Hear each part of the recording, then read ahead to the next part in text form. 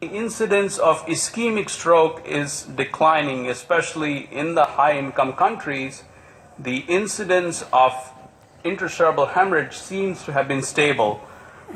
This has been attributed partly to the fact that our population is aging and we're seeing more of bleeds associated with amyloid angiopathy, and there's also an increased use in oral anticoagulants, and that is leading to an increased incidence in anticoagulant-associated cerebral hemorrhages.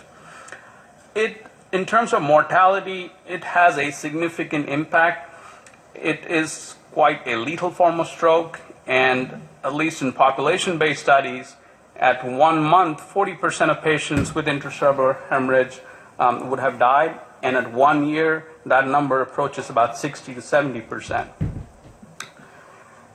Among the causes of non-traumatic intracerebral hemorrhage, they're classified arbitrarily into primary or secondary, more or less depending on whether the etiology is obvious based on history or on neuroimaging.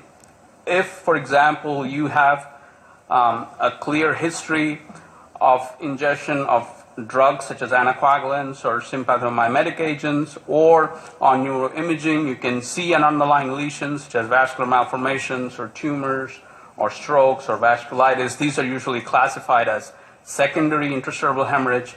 And primary intracerebral hemorrhage is mainly either hypertensive or due to cerebral amyloid angiopathy.